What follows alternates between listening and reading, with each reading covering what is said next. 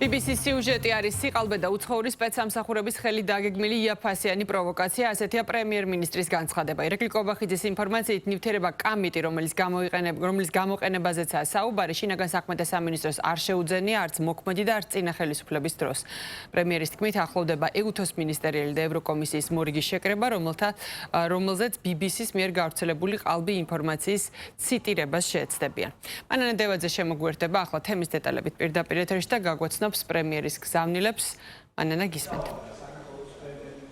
პრემიერ-მინისტრის შეფასებით BBC-ს მიერ ცრუ ინფორმაციის გავრცელებით საქართველოს არაკეთილმოსურნეებს სურთ ქვეყანაში ჩამქრალი საპროტესტო მუხტის ხელოვნურად გაღვივება და დამატებითი საბაბის შექმნა საქართველოს ხელისუფლებაზე შანტაჟის გასაგრძელებლად მთავრობის მეთაური ვარაუდობს, რომ BBC-ს ჟურნალისტურ გამოძიებას საერთაშორისო ასპარეზზე, მათ შორის ეუთოს მინისტერიალზე და ევროკომისიის დაგეგმილ შეხვედრაზე საქართველოს წინააღმდეგ სპეკულაციებისთვის გამოიყენებენ. ირაკლი კობახიძის თქმით, ეს არ მხოლოდ BBC-ს ცრუ ინფორმაცია, არამედ უცხოური სპეცსამსახურების მიერ დაგეგმილი იაფფასიანი პროვოკაცია.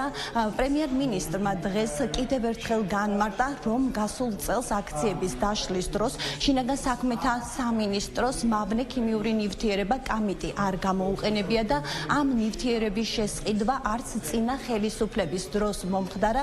როგორც ირაკლი კობახიძე აღნიშნავს, ამ საკითხზე სუსმა გამოძიება უკვე დაიწყო და ამ გამოძიების ფარგლებში დადგინდება გასულ წელს აქციების დაშლის დროს რა ნივთიერება გამოიყენეს.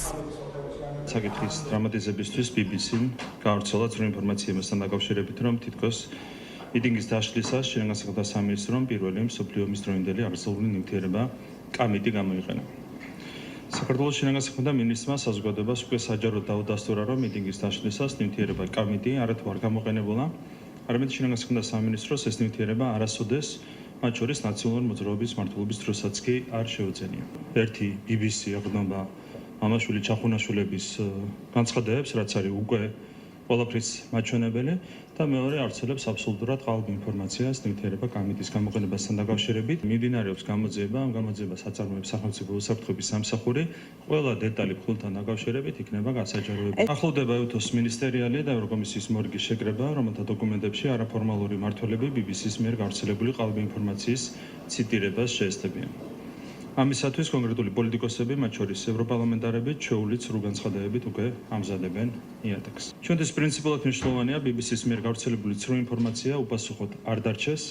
ამიტომ, როგორც უკვე ცნობილია, გამოძიების წარმოებასთან ერთად გეგმავთ მიმართოთ როგორც ბრიტანულ კომუნიკაციების მარეგულირებელ კომისიას, ისე საჭიროების შემთხვევაში საერთაშორისო მართლმსაჯულებას, რათა BBC-მ სათანადოდ აგოს პასუხი და უარყოს სპეცსამსახურების ხელწერით გავრცელებული ცრუ ინფორმაცია.